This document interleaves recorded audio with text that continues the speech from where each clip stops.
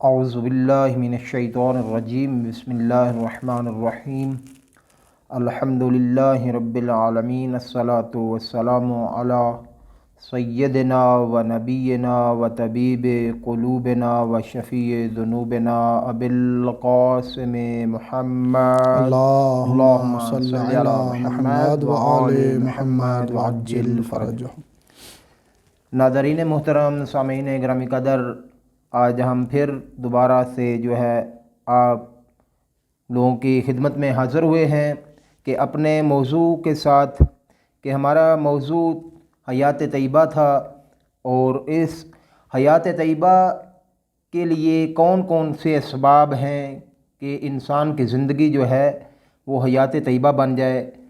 اور جو آیہ مجیدہ قبلہ صاحب نے تلاوت فرمائی تھی، من عامل صالحا، اسی ہی کو لے کر ہم آگے چل رہے ہیں کہ جو بندہ بھی عمل صالح کرے، وہ کیا مومن ہو، چاہے وہ مرد ہو چاہے عورت ہو، تو خدا اس کو کیا عطا کرتا ہے؟ حیات طیبہ عطا کرتا ہے۔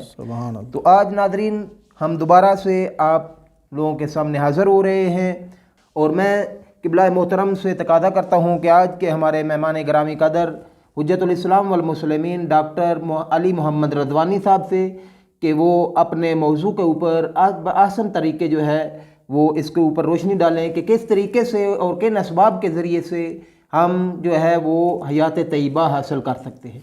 بسم اللہ الرحمن الرحیم۔ رب ادخلنی مدخل صدق و اخرجنی مخرج صدق واجعل لی من لدنک سلطانا نصیرا۔ اللہم صلی علی محمد و آل محمد وعجل فرجہم۔ سب سے پہلے میں تمام حاضرین اور سامعین اور بالخصوص آپ کا شکریہ ادا کرتا ہوں کہ بہت زحمت کر رہے ہیں۔ پروردگار آپ کی زحمت کو اپنی بارگاہ عالیہ میں قبول فرمائے۔ اسی طرح مومنین و مومنات جو اس برنامے کو بڑے ذوق سے حتیٰ کہ ترغیب کرتے ہیں، تشویق کرتے ہیں، آگے نشر کے اقدام کرتے ہیں، ان کا بھی بے حد ممنون ہے۔ تو سب سے پہلے یہ شکر پروردگار کا بجا لانا چاہیے کہ اس نے ہمیں آج کی پھر دوبارہ توفیق دی کہ ہم حاضرین کے سامنے حاضر ہوں، تو توفیق ہوا کرتی ہے۔ تو لہٰذا پروردگار کے ممنون اور مشکور ہیں جنہوں نے آج ہمیں دوبارہ پھر سعادت بخشی اور توفیق دی کہ ہم مومنین کے سامنے کچھ کلمات پیش کر سکیں۔ جیسا کہ سلسلہ بحث ہمارا پچھلے گزشتہ دنوں میں اور آج کا جو سلسلہ وہ بحث ہے وہ حیات طیبہ کے اوپر ہے۔ ہم نے مقدمتاً عرض کیا تھا گزشتہ جلسوں میں بھی کہ اصل وہ کلمات نورانی پیغمبر اکرم جو خطبہ شعبانیہ کی ابتدا میں فرمائے تھے کہ یا ایھا الناس انہ قد اقبل الیکم شہر اللہ بالبرکۃ والرحمت والمغفرہ، کہ اے مومنین، اے لوگوں، اے صاحب ایمان، تمہاری طرف آ چکا ہے اللہ کا بابرکت مہینہ، اور برکت اتنا ہے اس کے اندر جو جس کے کہا گیا ہے جو لیالی ہے افضل اللیالی، جس کے ایام ہو افضل الایام، ساعات ہو افضل الساعات، یعنی جن کے دن کی برکات یہ ہے کہ دن سب دنوں سے افضل، ان کی راتیں باقی راتوں سے افضل، اور ان کے لمحہ لمحہ یعنی ثانیہ ثانیہ، لمحہ لمحہ کیا ہے اس کا، باقی دنوں جو ماہران کے علاوہ ہیں ان سے یہ افضل ہے۔ یعنی یہ تو ان کی برکت ہے، خود نبی مکرم گرامی اسلام نے خود خطبہ کے اندر ارشاد فرما دیا۔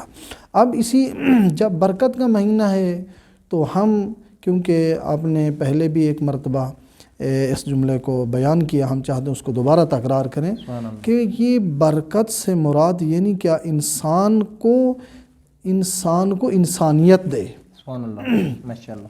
یعنی انسان ساز مہینہ ہے یہ ماہ مبارک رمضان۔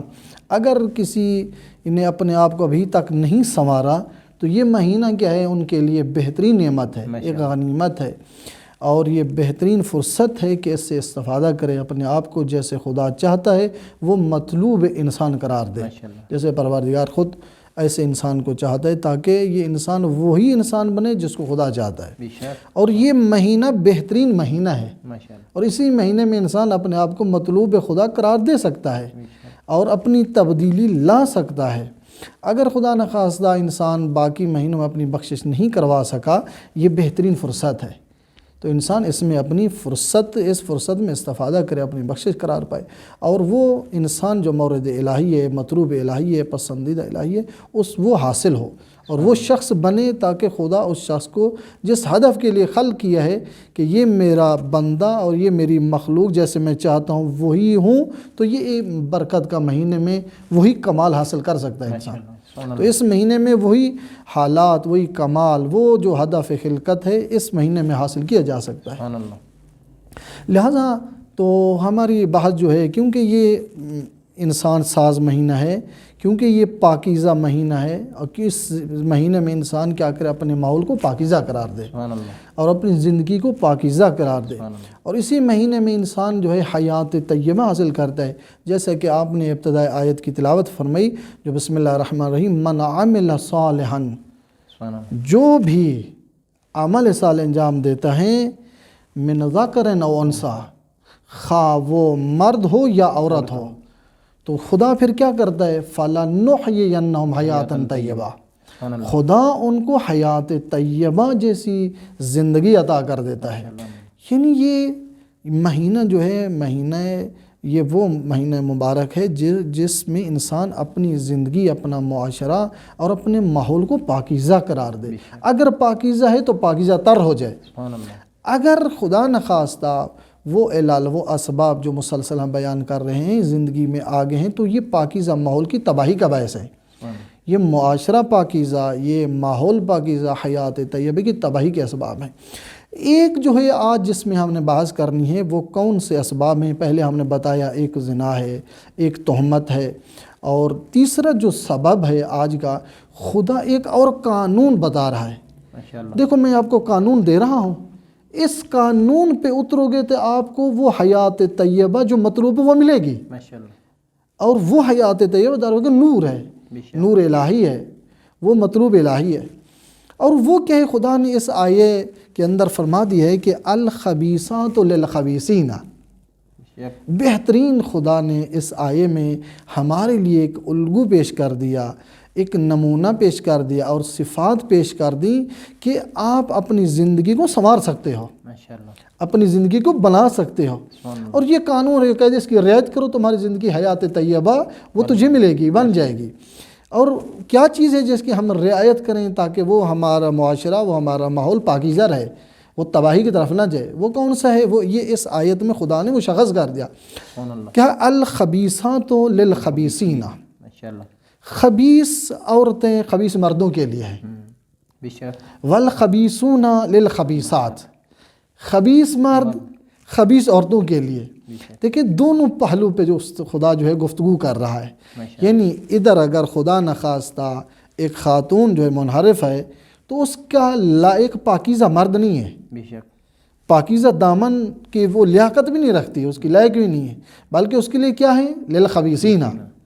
اور دوسری طرف کہ اگر مرد منحرف ہے، گمراہ ہے، تو اس کے لیے وہ دامن پاکیزہ، وہ خاتون جس کا دامن پاکیزہ ہے، یہ اس مرد کی وہاں جگہ نہیں ہے، یہ اس کی زندگی میں نہیں آ سکتا، اس کا شریک حیات نہیں بن سکتا۔ الخبیثون للخبیثات، پس خبیث عورتیں خبیث مردوں کے لیے ہیں، اسی طرح خبیث مرد اور خبیث عورتوں کے لیے۔ آگے والطیبات للطیبین، پاکیزہ عورتیں پاکیزہ مردوں کے لیے قرار دی گئی ہیں، والطیبون والطیبات، اسی طرح پاکیزہ مرد پاکیزہ عورتوں کے لیے خدا نے قرار دی ہے۔ یہ کیا ہے؟ اولئک مبرؤون، یہ پاکیزہ لوگ جو ہیں نا، یہ ان کے اتہامات سے دور ہیں۔ جو لوگ نشانہ بناتے ہیں پاکیزہ لوگوں کو، خدا ضمانت دے رہا ہے اگر تم راہ راست پر رہو گے، یہ اتہامات، یہ الزام تمہارا کچھ نہیں بگاڑ سکتے، خدا کی ضمانت ہے یہاں پہ۔ تم راہ وہ اختیار کرو جو خدا چاہتا ہے، لیکن اس کی ضمانت تجھے خدا دے رہا ہے۔ اولئک مبرؤون، خدا ان کو مبرہ قرار دیتا ہے، کس سے؟ اتہامات سے، اتہامات سے مبرہ قرار دیتا ہے۔ مما یقولون لہم مغفرۃ ورزق کریم، یہ بہت عظیم آیت کریمہ ہے. یقین جانیے اس آیت کو انسان لکھ کے اپنے گھر کے دیوار پہ لگا دے کہ ہر وقت اس کی انسان تلاوت کرتا رہے. سبحان اللہ. یہ بہت با ارزش مند آیت ہے کہ قانون اور خدا نے اس میں بتا دیا. دیکھیں خدا نے بتایا، وہ کہتے ہیں ایک فارسی کا شعر بھی ہے، کہتے ہیں کبوتر با کبوتر، باز با باز، ہم جنس با ہم جنس پرواز کناد. کہ قانون خدا نے بتا دیا. کہتے ہیں کبوتر کبوتر کے ساتھ ویسے جو ہے وہ اڑتا ہے، پرواز کرتا ہے، اور جو شاہین ہے، باز ہے، وہ کیا ہے اسی کے ساتھ. یعنی ہر جنس اپنی جنس کے ساتھ کیا ہے ان کو اچھی لگتی ہے وہ جنس. لہٰذا جو برا انسان ہے اسی کے ساتھ وہ اڑتا ہوا بھی جو ہے وہ اچھا لگے گا، اچھا لگتا ہے. اب دیکھ لیں جو مثلا دیکھیں جو چور لوگ ہیں ان کی محفل چوروں کے ساتھ ہی ہوگی. جی. جو ڈکیٹ ہیں، جو برے مثلا افراد ہیں، ان کی محفل انہی لوگوں کے ساتھ ہے. یعنی ہم زندگی میں معاشرے کے اندر جو یہ فسادات دیکھتے ہیں تو اس کا نتیجہ یہی نکلتا ہے کہ ہمارے غلط جو ہے گائیڈ کرنے کی وجہ سے، غلط رہنمائی ہونے کی وجہ سے جو ہے وہ ہم کبھی ایسے رشتوں کے بندھن جو ہے وہ باندھ دیتے ہیں کہ جس کی وجہ سے وہ زندگی صحیح طریقے سے چل نہیں پاتی ہے. تو ان کے لیے ایک زندگی جو ہے وہ خوشگوار زندگی کے بجائے جو ہے ایک فساد کی زندگی بن جاتی ہے، جہنم بن جاتا ہے انسان کے لیے. تو اسی طریقے سے معصومین علیہ السلام بھی فرماتے ہیں کہ اگر انسان کی زندگی کے اندر صالح اور با نیک خاتون اس کی زندگی میں آ گئی تو وہ جنت کے باغوں میں سے ایک باغ میں رہ رہا ہے. یعنی اس کا گھر جو ہے وہ جنت کے باغوں میں سے ایک باغ ہے. یعنی کہ انسان کی زندگی اس دنیا میں رہتے ہوئے بھی جو ہے وہ جنتی بن سکتی ہے کہ اگر اس کے گھر کا ماحول جو ہے وہ اچھا ہے اور اس کی خاتون جو ہے، اس کی بیوی جو ہے، اس کی زوجہ جو ہے، اس کے لیے وہ یعنی جو قرآن مجید نے سورہ نور کے اندر یہ ہمیں فیصلہ دے رہا ہے اور سبق سکھا رہا ہے کہ کیونکہ یہ ہدایت کی کتاب ہے تو ہدایت کی کتاب، خدا کی کتاب جو ہے وہ ہمارے لیے ساری چیزیں کھول کھول کے بیان کر رہی ہے. تو ہمیں بھی چاہیے کہ ہم قرآن مجید کو زیادہ سے زیادہ تلاوت کریں اور خاص کر اس سورہ نور کے اندر جو ہے تدبر کریں اور زیادہ سے زیادہ جو ہے وہ اس کے گہرائی میں جا کے دیکھیں. ماشاءاللہ قبلہ صاحب نے بہت ہی اچھے نکات جو ہے وہ بیان فرما رہے ہیں. تو ہم پھر تقاضا کرتے ہیں کہ قبلہ صاحب اس کو آگے لے کے بڑھیں انشاءاللہ. یہاں پہ خدا نے ایک قانون ہمارے لیے پیش کیا. اگر زندگی بسر کرنی ہے تو اس قانون کو مد نظر رکھو. ماشاءاللہ سبحان اللہ. تو تمہاری زندگی بہشت ہو جائے گی.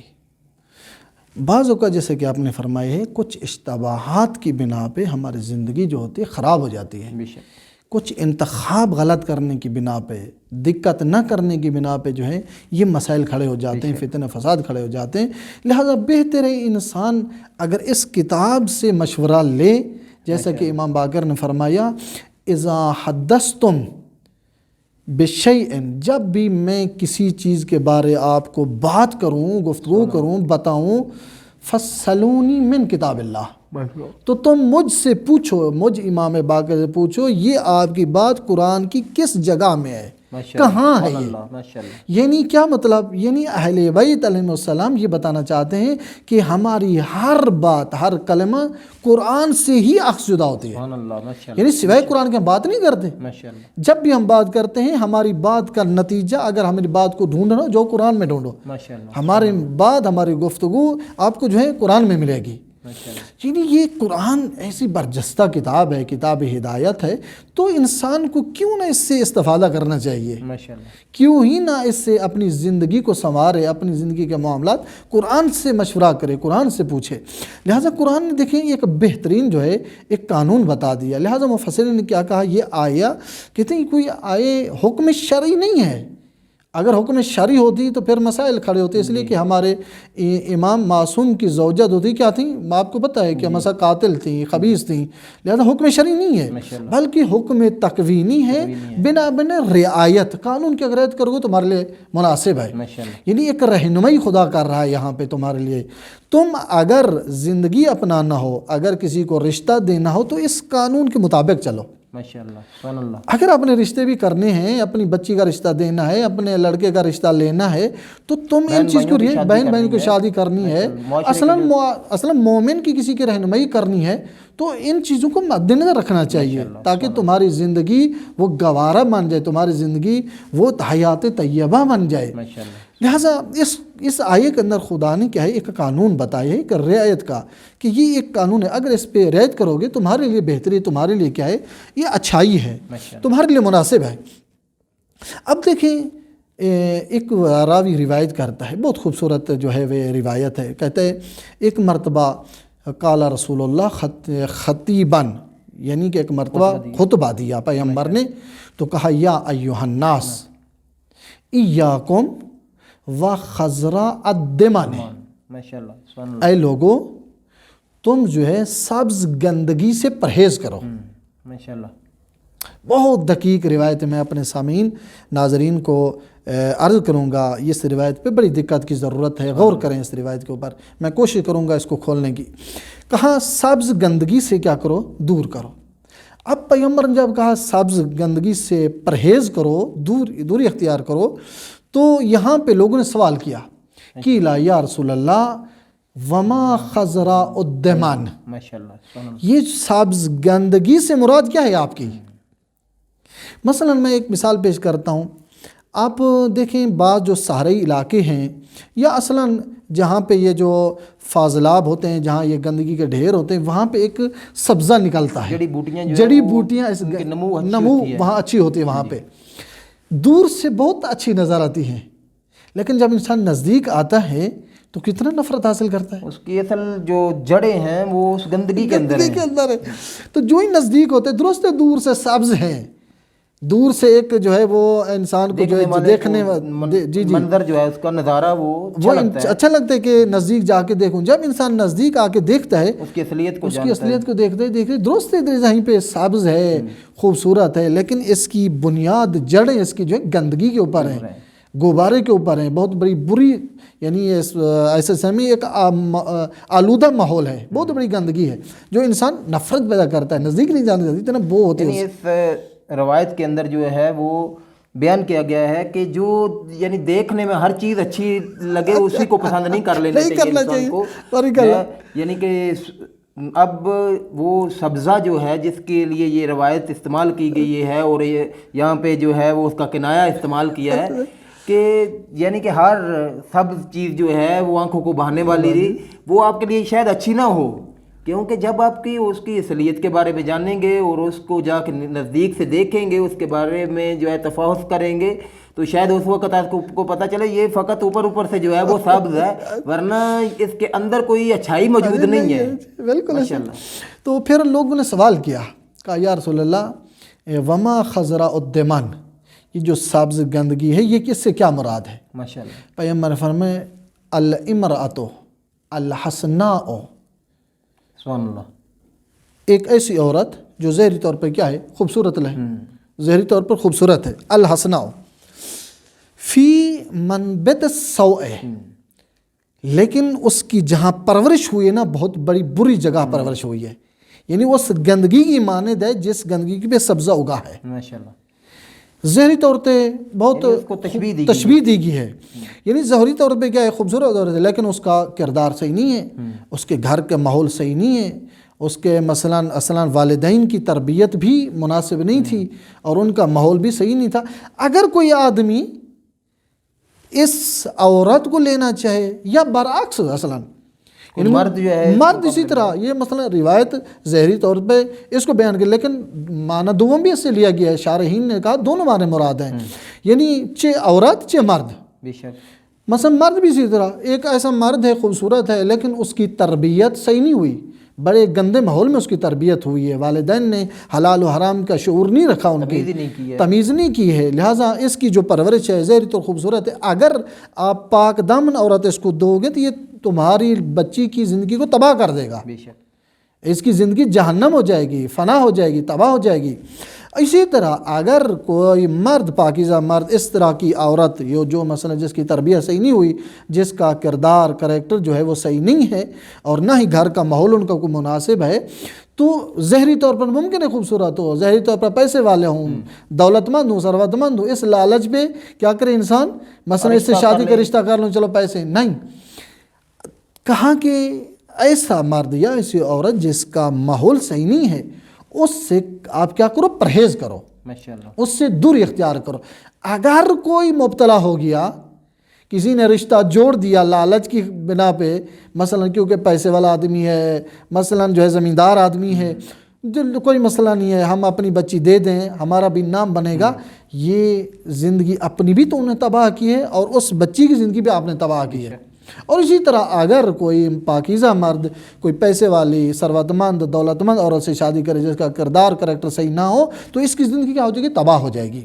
لہذا اس لیے اس آیت کا در واقع یہ جو الخبیثات للخبیثین والخبیثون للخبیثات والطیبات للطیبین والطیبون للطیبات، یہ آیت در واقع ان لوگوں کی مذمت میں نازل ہوئی تھی جن لوگوں نے مدینہ میں کیا کیا تھا، غربت اور فقر کی بنا پہ ان عورتوں سے شادی کرنا چاہیے جو ثروت مند تھی لیکن کردار صحیح نہیں تھا، کہا ان سے چلو شادی کر لیں گے، پیسہ کما لیں گے، بعد میں دیکھا جائے گا۔ تو آیت نازل، کہا نہیں، تو خبیث عورتیں خبیث مرد ان کے لیے ہیں، لذا پاکیزہ مرد پاکیزہ عورتوں کے لیے تمہارا یہ جوڑ تمہارا رشتہ یہ صحیح نہیں ہے۔ خدا نے ان کی مذمت کے لیے اس آیت کو کیا ہے، نازل کیا۔ یعنی آپ دیکھیں یہ قانون خدا نے ہمیں بتا دیا، اور اسی طرح روایت پیغمبر نے بھی کیا ہے، قانون بتا دیا ہے کہ آپ کو اگر رشتہ بھی کرنا ہو تو اس رشتے کو دیکھنا چاہیے، ماشاءاللہ، اس گھر کو دیکھنا چاہیے، اس قبیلے ماحول کو دیکھنا چاہیے۔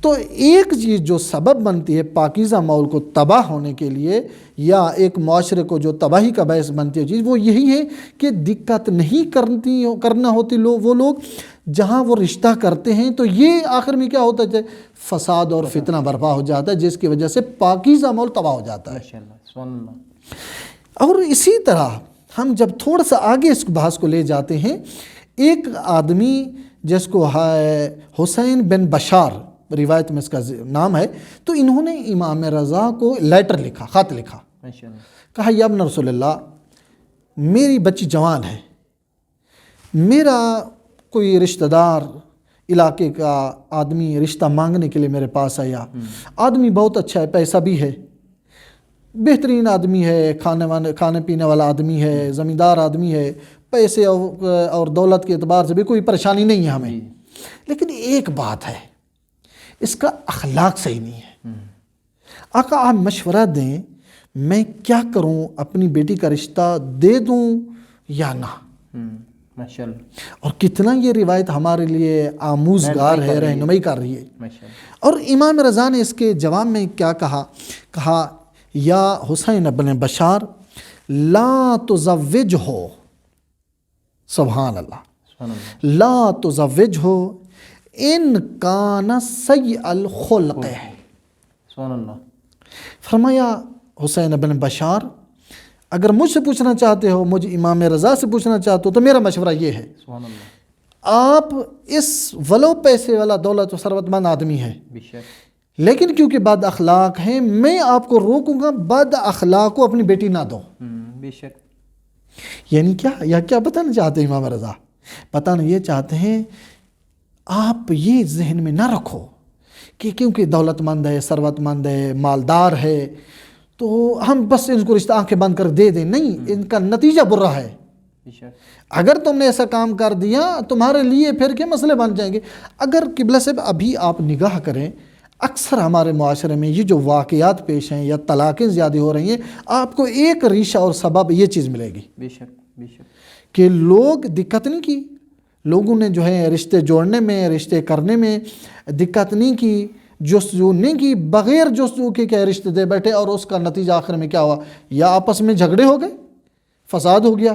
یہاں تک کہ میں نے بعض علاقوں میں یہاں تک بھی یہ خبر سنی ہے کہ بعض علاقوں میں قتل و غارت تک مسئلہ پہنچ چکا ہے، یعنی ایک پورے معاشرے میں فساد برپا ہو گیا، حتیٰ کہ ایک طرف خاندان اجڑ گئے، تباہ ہو گئے، فقط کہ اصلاً دقت نہ کرنے کی بنا پہ، پہلے تحقیق نہیں کی، جستجو نہیں کی، یہ رشتہ دار ہے، یہ میرا بھائی کا بیٹا ہے، یہ بھتیجا ہے، پس میں ابھی ان کو ہی رشتہ دینا، اس کے علاوہ کسی کو نہیں دینا، یہ بات نہیں ہے۔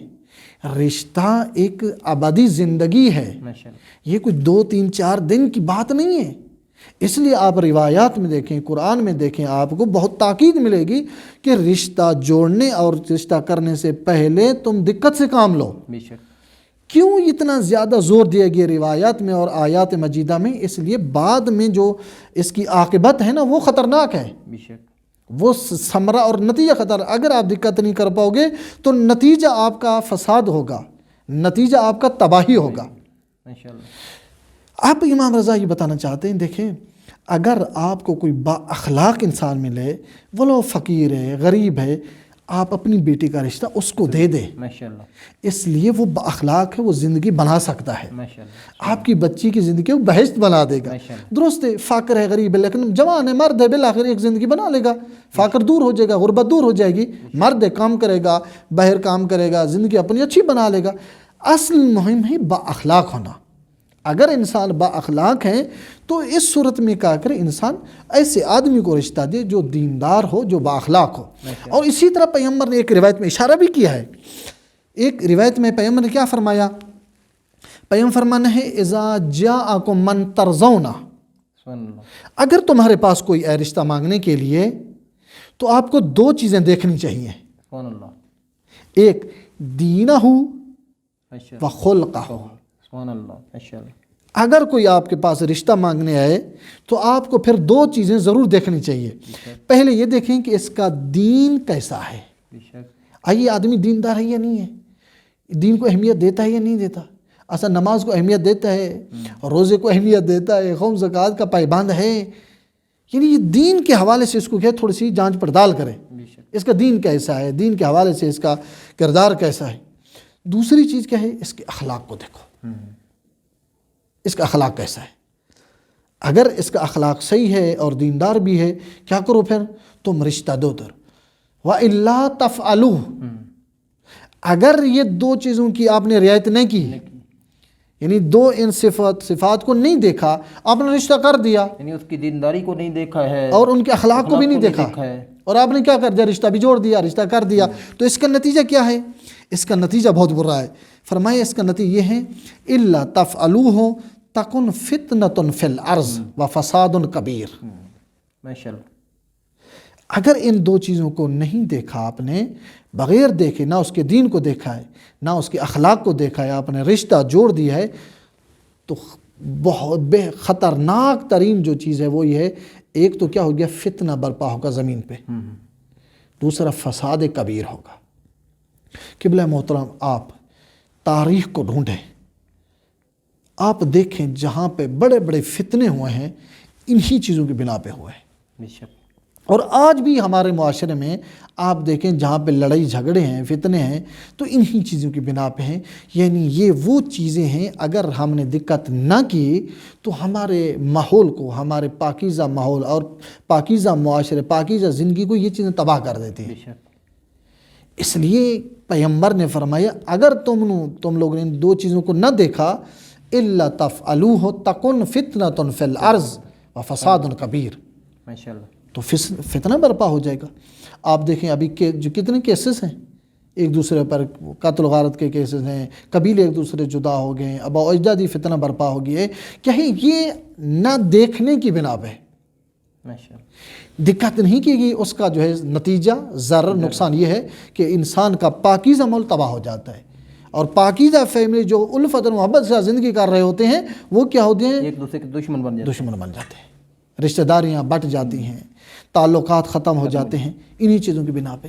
اگر انسان دین کی رعایت کرے تو کتنا انسان جو ہے خوش زندگی کر سکتا ہے، کتنا حیات طیبہ میں اپنی زندگی بسر کر سکتا ہے بغیر کسی یعنی ماڈرن دور میں جو ہے وہ یہ ہمارے امام جو ہیں اور اللہ کی کتاب جو ہے وہ جس طرف ہمیں لے کے جانا چاہتی ہے زندگی کی طرف، آج کے ماڈرن دور میں ہم اس کی طرف پشت کیے ہوئے ہیں، اور جو اس کا الٹا اس کی طرف جو ہے وہ رخ کیے ہوئے ہیں کہ یہ دنیاوی طور پہ ٹھیک ہے کہ دنیاوی طور پہ انسان کو پڑھا لکھا ہونا چاہیے، لیکن ہم کبھی بھی جو اب رشتے کرتے ہیں تو وہ دینداری کو نہیں دیکھتے ہیں کہ لڑکی جو ہے وہ دیندار ہے یا نہیں ہے، لڑکا دیندار ہے یا نہیں ہے، اور ان کا حسن خلق جو ہے وہ اخلاق ان کا اچھا ہے یا نہیں ہے۔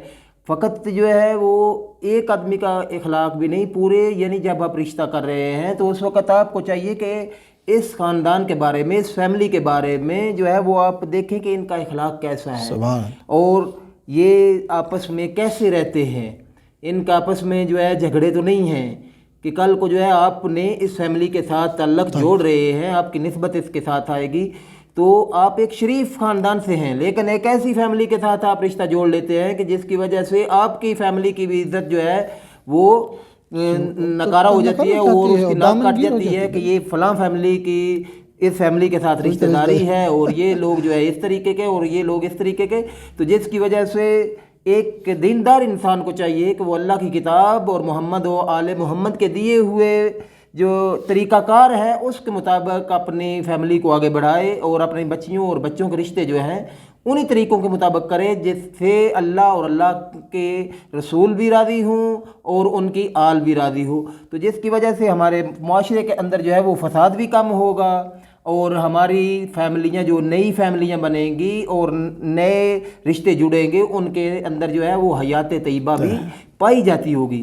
अगर हम इन कवानीन की जो है वो रायत नहीं करेंगे तो उसकी वजह से, रायत ना करने की वजह से हमें वक्ती तौर पे तो फ़ायदा नज़र आ रहा है कि ये माशाल्लाह इनके पास कोठी भी है, कार भी है, सब कुछ है, लेकिन उनकी ज़िंदगी के अंदर जो इज़्तिराब मौजूद है उसको हम कभी ना पैसों से दूर कर सकते हैं, ना कोठी से दूर कर सकते हैं, अच्छे मकान से दूर नहीं कर सकते हैं। लेकिन एक हो सकता है कि एक मियाँ बीवी जो है उनकी हयात तय्यबा है, उनकी ज़िंदगी जो है ऐसी है, लेकिन वो एक झोंपड़ी में भी रह के अल्लाह के जो दिए के ऊपर जो है, अल्लाह की नेमतों के ऊपर जो है वो शुक्रगुजार हैं। लेकिन एक बंदा जो है वो बहुत बड़े बंगले में रह रहा है लेकिन उसके पास दुनिया जहान की नेमतें मौजूद हैं, लेकिन उसकी ज़िंदगी में नाशुक्री ही नाशुक्री है और कभी वो खुदा के बारगाह में सर सजदे में रख के अपनी यानी कि अपने खालक व मालक का शुक्र गुजार नहीं है। तो उस बंदे की ज़िंदगी में कोई जो है वो मुनाफे वाली चीज़ नहीं है। वो हो सकता है कि दुनियादार जो है उसको बड़ा समझ रहे हो कि ये बंदा जो है जनाब कितने ठाठ बाट के साथ ज़िंदगी कर रहा है, ये कर रहा है, वो कर रहा है, लेकिन जो अल्लाह कुरान मजीद में बता रहा है और इस आया मजीदा में जिसकी आपने तलावत फरमाई है कि वो हयात तय्यबा किन लोगों को हासिल होती है, तो वो हयात तय्यबा उन ही लोगों को हासिल होती है जो अल्लाह के फरमान और मोहम्मद और आले मोहम्मद की रज़ायत के मुताबिक अपनी ज़िंदगी को जो है गुजारते हैं। बिल्कुल ऐसे। तो अब देखिए एक और थोड़ा सा मैं आगे ले जाता हूँ इस मतलब को। एक मरतबा पैगंबर अकरम मस्जिद में बैठे हुए थे माशाल्लाह, तो एक खातून आ गई, कहा या रसूल अल्लाह ज़व्विजनी बेमन मिन अस्हाबिक, माशाल्लाह, बेमन शिअता मिन अस्हाबिक। सुभान अल्लाह। अब ये मैं तमाम अपने बहन भाइयों बेटों तमाम को जो है गुजारिश करूँगा, अगर हमने अहले बैत के फरमादात पे अमल कर दिया, यकीन जानिए हमारी ज़िंदगी बिल्कुल जैसे खुदा चाहता वैसे ही होगी। माशाल्लाह, सुभान अल्लाह। अक्सर का जो इश्तबाहात हमसे उन्हें अहले बैत के फरमान से हट के हम ज़िंदगी कर रहे हैं, जिसकी वजह से ये नुकसानात का सामना करना पड़ता है।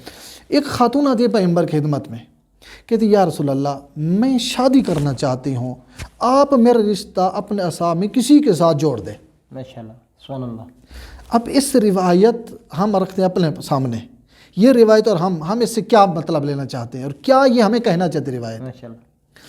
बाज़ औक़ात क़िबला मोहतरम आप देखें, हमारी बेटी हमारा बेटा जुर्अत नहीं करते बाप को कहे कि मैं शादी करना चाहता हूँ। बेशक एक नुकसान जो माशरे का जो सबसे बहुत बड़ा नुकसान और आप ये समझें मुहिम तरीन सबब जो है हमारे पाकीज़ा माहौल को तबाह करनी, यही है कि वालिदैन ने इस तरह औलाद को जो है जबर में रखा हुआ है, ज़बरदस्ती की हुई है, वो जुर्अत नहीं करते कहे कि हमने रिश्ता अपना करना चाहते हैं, यानी उनका मजाल ही नहीं वो कहें। जिस तरीके से एक मरीज़ बच्चा जो है वो मरीज़ हो जाए तो एक वालिदैन को जो है वो ख़तरा लायक होता है, उसकी जान का ख़तरा लायक होता है कि इसने खाना छोड़ दिया है, इस कि दिन ब दिन ये कमज़ोर हो रहा है। तो हम जिस्मानी तौर पे तो उसका ख्याल करते हैं कि उसको डॉक्टर के पास लेके जाते हैं, स्पेशलिस्ट को चेक करवाते हैं, उसके चेकअप करवाते हैं कि इसको क्या मसला है, कि इसकी ज़िंदगी में ये क्या है। तो अगर उसका रूहानी तौर पे कोई मसला है इस तरीके का तो उसके लिए हम जो है वो तो दो क्यों नहीं करते हैं, उनकी तवज्जो नहीं करते, अहमियत भी नहीं देते हैं। और जो इंसान जब हम ज़िंदगी शुरू करते हैं तो उसमें देखते हैं कि हमें हमारी ज़िंदगी में किन किन चीज़ों की ज़रूरत है, यानी कि पहले वो चीज़ें लेके आते हैं कि इसकी ज़रूरत जो है वो ये वाजिब है, ये औजब है, ये उससे बढ़ के हमें जो है ज़रूरी है। تو ایک حیات طیبہ کے لیے بالغ شخص کے لیے جو ہے وہ ضروری ہے کہ وہ شادی کرے. یعنی اگر وہ اپنی زندگی کو جو ہے حیات طیبہ بنانا چاہتا ہے کہ اس کی زندگی کے اندر وہ برائیاں، وہ فسادات نہ آئیں، کہ جو اگر وہ بالغ ہو کر جو ہے وہ کنٹرول نہیں کر پا رہا اپنے جنسی غریزے کے اوپر کنٹرول، وہ چاہے لڑکی ہے یا لڑکا ہے، تو وہ جنسی غریزے کے اوپر کنٹرول نہیں ہو رہا، تو خدا نے اس کے لیے جو سبب رکھا ہے وہ شادی ہے. کہ شادی کو خدا نے جو کہا ہے کہ ان کا آپس میں ازدواج کرو. اپنے بالغ بچوں کا جو ہے وہ آپ جتنا جلدی ہو سکے، خصوصاً جو ہے وہ اپنی بیٹیوں کے لیے جو ہے وہ کہا گیا کہ اپنی بیٹیوں کی خصوصاً جلدی شادی کرے. اور امام کا فرمان بھی معصوم کا کہ ایک جو ہے وہ سیب کا درخت ہے اور اس کے اوپر جو ہے وہ ایک پھل لگا ہوا ہے، جب وہ پھل پک جاتا ہے تو خود بخود پرندے جو ہیں وہ اسی پھل کو جو آ کے چونچیں زیادہ مارتے ہیں کہ اس کو نقصان زیادہ کرتے ہیں.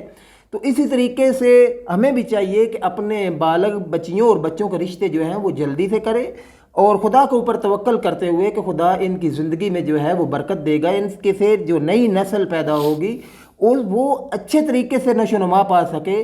اور اگر خدا نخواستہ ہم نے جو ہے وہ ان ضروریات اپنے بچوں کی اس ضرورت کو پورا نہیں کیا جلدی سے، تو اس کے قصوروار جو ہیں ہم والدین بھی ہوئے ہیں. بالکل ایسے، اور اور اس کے ساتھ والدین بھی ان کے اس گناہ میں شامل ہو سکتے ہیں.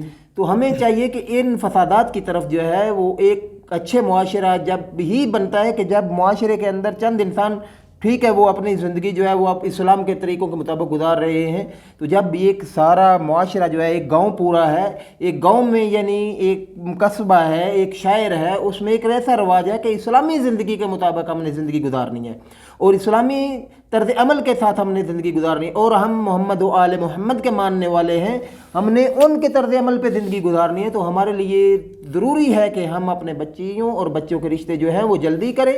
اور شیطان جو ہمارا عدو مبین ہے، قرآن مجید نے اس کو جو ہے وہ کھلا دشمن قرار دیا ہے، اس دشمن کے ہتھے اپنے بچیوں اور بچوں کو نہ چڑھنے دے کہ وہ ان کی زندگی کو جو ہے وہ خراب کر دے. بسم اللہ. تو یعنی کہا کہ میں کیا شادی کرنا چاہتی ہوں، تو اب اس سے مراد یہی ہے کہ اگر ہمارا بیٹا ہماری بیٹی اس حد تک پہنچ گئے ہیں تو اب اس کے اندر جرأت نہیں رہی وہ والدین کو کہیں. حالانکہ ماحول ایسا بنانا چاہیے، ہماری بیٹی ہو یا بیٹا ہو وہ ہمیں کہیں کہ بابا ہم نے فلان جگہ کیا اپنا رشتہ کرنا ہے. لیکن ایک درمیان میں بات ضروری ہے، بریکٹ کے اندر میں کہہ دوں، ہمیشہ رشتے کے لیے کیا ہے وہ صنف کا ہونا ضروری ہے. یہ اس پہ اہل بیت علیہ السلام نے بہت توجہ دی اور روایات میں تاکید ہوئی ہے کہ اگر آپ نے رشتہ دینا ہے مومن بچی کا یا مومن بچے کا تو دوسری طرف بھی آپ کو مومن ملنا چاہیے. ماشاءاللہ، سبحان اللہ. یعنی ایسا نہ ہو کہ آپ مذہب تشیع ہے آپ کا، اہل بیت کے ماننے والے، آپ کا رشتہ کسی غیر محب کے ساتھ ہے، یہ مثلا کسی اور فرد کے ساتھ جو اہل بیت سے کیا ہے اس کی مثلا دشمنی ہے، اہل بیت کو اپنا محبت اہل بیت کے ساتھ نہیں رکھتا، اصل دور ہے اہل بیت سے، ایسے فرد کو اپنا رشتہ نہ لیں اور نہ دیں. یعنی روایات میں تاکید ہے. اب بالخاص اپنا رشتہ نہ دیں. اگر مسئلہ لینے پہ آئے اتنا زیادہ شاید وہ توجہ نہ ہو، لیکن اپنا بچی کا رشتہ ایسے فرد کو نہ دیں، ایسی جگہ نہ دیں جو دشمن اہل بیت ہو. جہاں پہ جا کے وہ آل محمد کی طرز زندگی اپنی گزارنا چاہے تو وہ اس کے لیے مشکل ہو جائے گی. لہٰذا اس کو مد نظر رکھ کے بچے جو ہوتے ہیں وہ ایڈجسٹ کر لیتے ہیں. کنٹرول گھر میں جو ہے وہ مرد کا کنٹرول ہوتا ہے تو جس کی وجہ سے وہ ایڈجسٹ کر لیتے ہیں، لیکن بچیاں جو ہیں وہ مجبور ہو جاتی ہیں، ایسی جگہ پہ چلی جاتی ہیں، ایسے گھروں میں چلی جاتی ہیں کہ جہاں پہ محمد و آل محمد کے طرز زندگی پہ اگر وہ زندگی کرنا چاہیں تو ان کے لیے وہ مذاق بھی بناتے ہیں اور مختلف طریقوں سے ان کے اوپر جو ہے وہ ہٹنگ بھی کرتے ہیں اور اس کے مذہب کو لے کر جو ہے وہ اس کے اوپر مختلف طرز بھی کرتے ہیں. زندگی مشکل ہو جاتی ہے کیونکہ بچیاں جو ہیں وہ پھر والدین کو بھی نہیں بتاتی ہیں اور اندر ہی اندر جو اپنی زندگی کو خود ختم کرتی رہتی ہیں. تو ہمیں چاہیے کہ اپنی خاص کر اپنی بچیوں کے رشتے کرتے ہوئے جو ہے وہ ہمیں بہت توجہ کی ضرورت ہے، دقت کرنی چاہیے. بس اس سے مطلب یہ ہے کہ ہماری بیٹی ہمارے بچہ، ہم گھر میں ایسا ماحول بنانا چاہیے کہ ہماری بچی بھی کہے ہمیں ہمارا بیٹا بھی ہمیں کہے کہ ہمیں رشتہ کرنا ہے، جیسا کہ یہ خاتون ہے، اسلام میں کوئی شرمندگی تو نہیں ہے نا، جی حلال میں شرمندگی نہیں ہے۔ جو حلال میں انسان شرمندگی احساس کرتا ہے، جو حیا احساس کرتا ہے، وہ ندامت اٹھاتا ہے۔ لہٰذا ایک خاتون نے کہا یا رسول اللہ میں شادی کرنا چاہتا ہوں، میرا آپ کسی صحابی سے آپ رشتہ جوڑ دیں۔ پیغمبر نے کہا کیا کوئی ہے تم میں سے اس خاتون سے رشتہ کرنے؟ ایک شخص نے کہا یا رسول اللہ میں ہوں۔ تو پیغمبر نے کہا میں حق مہریہ کیا دوں، حق مہر کیا دوں اس کو؟ کہا یا رسول اللہ ما من شیء الا ردائی، میرے پاس کچھ نہیں ہے سوائے میری رضا کے، میری چادر ہے، اس کے علاوہ کچھ نہیں ہے۔ پیغمبر نے کہا اس کے علاوہ کوئی چیز ہے؟ کہا میرے پاس اور تو کوئی نہیں ہے، فقط میرے پاس قرآن ہے۔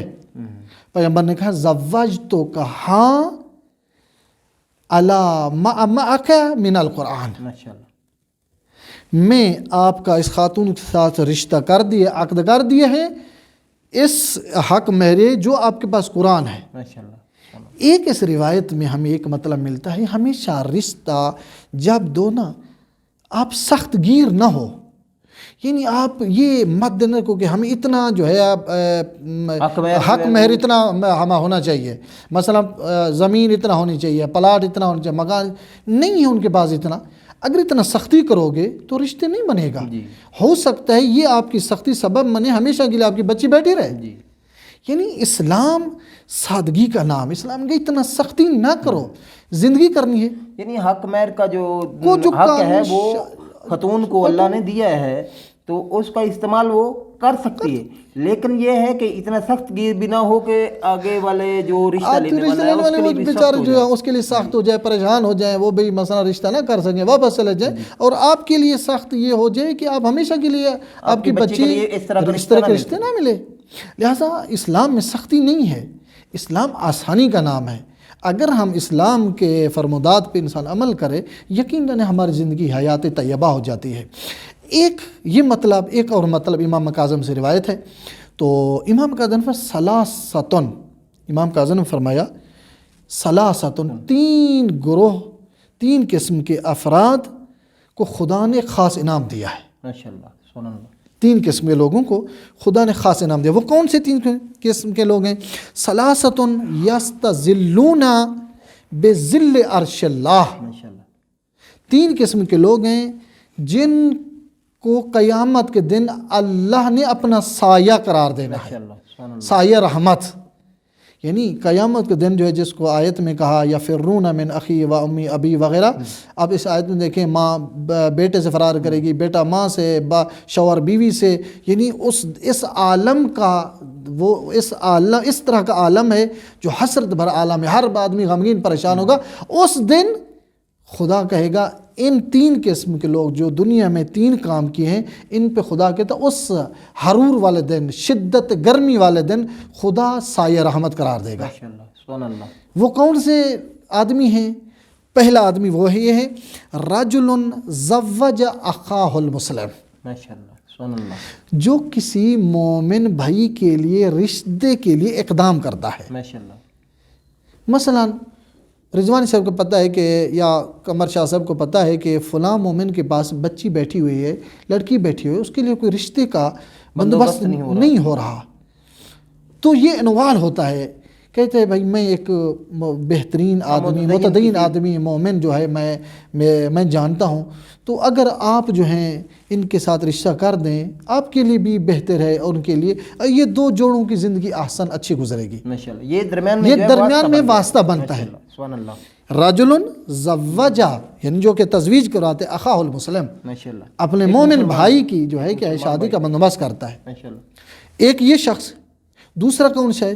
وہ اخدامہ ہو، ماشاءاللہ، جو زمینہ فراہم کرتا ہے۔ سبحان اللہ، مثلا کیا رشتہ آ رہا ہے بچی کے پاس، مثلا لڑکی کے والدین کے پاس جو ہیں وہ رشتے آ رہے ہیں، لیکن ایک جو سب سے بڑی مشکل ہے، اس کے پاس جہیزیہ نہیں ہے، یعنی اسباب مہیا نہیں ہے کہ بچی کے شادی کر لے، اور کہ بھائی اتنا پیسہ نہیں ہے کہ وہ اسباب مہیا کرے تاکہ بچی کی شادی رخصتی کر دے۔ یہ شخص کیا کرتے؟ اخدامہ ہو، یہ خدمت انجام دیتا ہے۔ کیا کرتا ہے؟ آپ کو کہتا ہے، مجھے کہتا ہے، کسی اور مومن کہ یار ایک مومن ہے، اس کی بچی بیٹھی، اس کا رشتہ بھی ہو گیا، ان کی ابھی رخصت نہیں ہو رہی، ان چیزوں کی وجہ سے آپ مل کر کوئی مثلا کوئی ہدیہ، کوئی اسباب، کوئی آپ کر سکتے ہیں. تو یہ آدمی کیا کرتا ہے، پیسہ فراہم کرتا ہے اور یہ ان کے والدین کو دیتا ہے، اور یہ کیا کرتا ہے، زمینہ فراہم کرتا ہے اس بچی کی جلدی رخصتی ہو جائے، یعنی کار خیر کرنے والے کو ملاتا ہے، اور یہ کام جو ہے اس کے سبب سے جو ہے وہ انجام جو ہے پاتا ہے. سبحان اللہ. یہ دوسرا آدمی. بس ایک آدمی وہ ہو گیا مثلا رجل زوج اخاہ المسلم، دوسرا کہ اخدمہ، جو کیا کرتا ہے، زمین فراہم کرتا ہے، درمیان میں خدمت انجام دیتا ہے.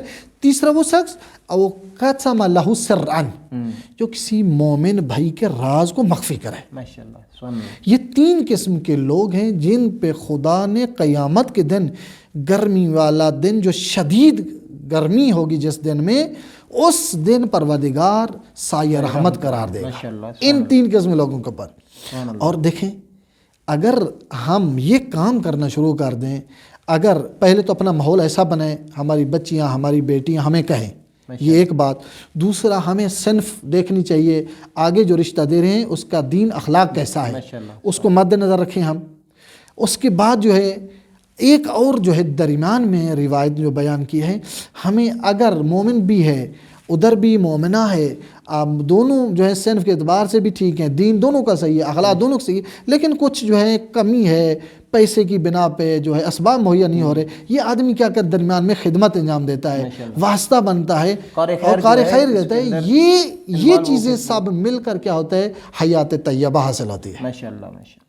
یعنی کہ اس سختی والے دن کہ جس کے بارے میں آپ فرما رہے تھے، والد جو ہے وہ اپنے بیٹے سے فرار کرے گا، ماں اپنے بیٹے سے فرار کرے گی، بیٹا جو اپنے والدین سے فرار کرے گا. یعنی یہ نزدیکی رشتے ہیں کہ جن کے لیے انسان اپنی جان بھی دے دیتا ہے. تو پھر بھی یہ دن جو ہے قیامت کا دن اتنا سخت ہوگا. تو آج ہم نے اگر کسی کی زندگی بنانے کے لیے اس دنیا میں یہ جو کام جو ہے، 3 کام جو ہے اس روایت کے اندر امام کاظم علیہ السلام بتا رہے ہیں کہ کسی کی شادی کروانے کے لیے ہم نے تگ و دو کی ہے، اور کار خیر کیا ہے، کہ خدمت انجام دی ہے، کہ 2 رشتے ہو رہے تھے لیکن ان کے پاس جو ہے اسباب مہیا نہیں تھے، وہ ہم نے اسباب مہیا کرائے ہیں. اور تیسرا وہ جگہ کہ جہاں پہ یہ لوگ جو ہے آپس میں مل بیٹھیں گے، تو اس کی وجہ سے خدا اس بندے کے اوپر جو ہے وہ اس درمیان میں 2 مومن یعنی بیٹی اور بیٹے کے درمیان جو ہے وہ رشتہ کروانے کے لیے اس نے جو تگ و دو کی ہے، اس کی وجہ سے خدا اس 3 طرح کے بندوں کے اوپر جو ہے وہ اپنی رحمت کا سایہ اس دن کرے گا کہ جس دن جو ہے وہ ہر آدمی محتاج ہے، ہر چیز کا محتاج ہے، اور خود بھاگ رہا ہوگا ایک دوسرے سے، اپنی پڑی ہوگی ہر کسی کو. تو کتنی ماشاءاللہ امام موسیٰ کاظم علیہ السلام کی یہ بہترین جو ہے وہ حدیث ہے، اور ان کا فرمان ہے کہ جو ہمارے اندر یہ چیزیں پائی جاتی ہیں کہ ہم جو ہے وہ یہ کام کر سکتے تھے لیکن نہیں کر رہے، تو ہمیں یہ تشویق دلائی جا رہی ہے. ان لوگوں کے لیے یہ تشویق ہے یہ جو کام کر سکتے تھے، اور یہ اچھائی اور ثواب جو ہے وہ بڑی آسانی سے کما سکتے تھے. اور اپنے تمام سامعین اور ناظرین سے یہ التماس کرتے ہیں کہ ہمارے اس چینل القائم کو جو ہے وہ سبسکرائب بھی کریں، اور اپنے ذریعے سے جو ہے علوم محمد و آل محمد کو نشر کرنے میں ہماری مدد فرمائیں. تو آج ہم شب ضربت امام علی علیہ السلام ہے، تو ہم جوار حضرت معصومہ سلام اللہ علیہا میں آج ان کے لیے دعا کریں گے، ان کے لیے جو ہے وہ نائب الزیارہ ہیں. تو اسی کے ساتھ آج کے پروگرام کا جو ہے وہ اختتام کرتے ہیں. وما علینا الا البلاغ المبین. اللہم صلی علی محمد و آل محمد.